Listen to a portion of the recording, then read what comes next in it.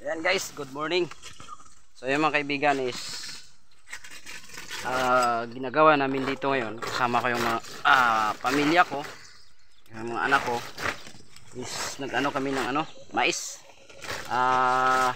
Lubo ba kung sa Bisaya pa, lubo.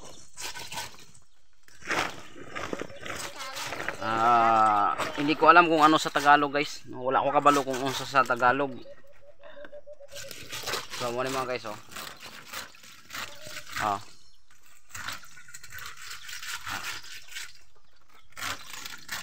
Para mabinta na yung iba at may maibili tayo ng pangailangan natin sa pang-araw-araw dito sa bukid sa ating tahanan. At ito yung iba nating mais. Ayan oh. Nilagyan lang ng trapal dito guys oh, para hindi mabasa kasi nakadikit sa lupa itong kasi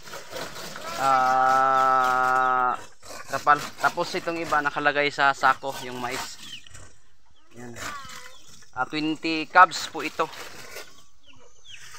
20 cubs or 20 na sako.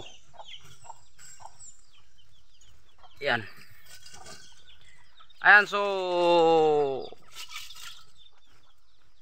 guys, maraming salamat po pala sa inyong lahat sa mga viewers ko diyan sa mga silent viewers shout out sa inyong lahat. Hello, kumusta kayong lahat diyan mga kaibigan?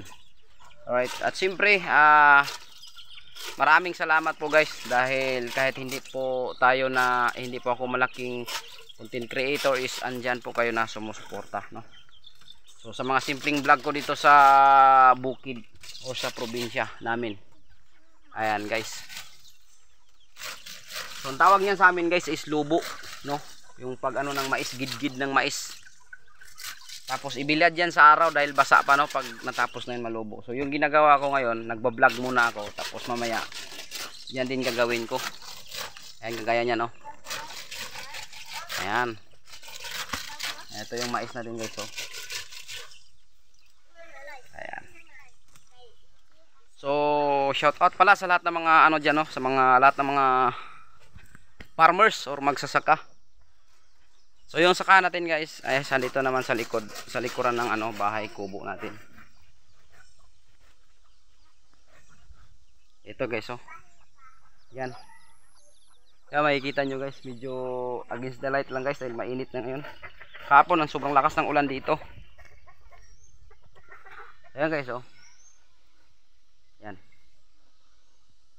So yan yung natin, munting sakahan dito sa bukid. At yung natin, mansion. Yung mansion ko guys. Yan. Napakagandang mansion. At siyempre yung nag-aalaga tayo dito ng mga manok, yung mga native at shamu. Ayan, nag-aalaga din tayo ng baboy dito. Ayan, shout out pala sa lahat ng mga dating taga-probinsya dyan. Alright.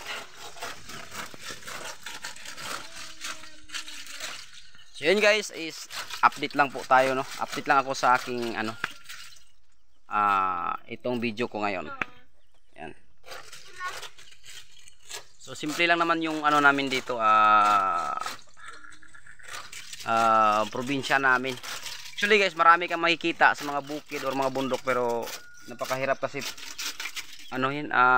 i-vlog. Kaya ito na lang simpleng simpleng vlog. Alright.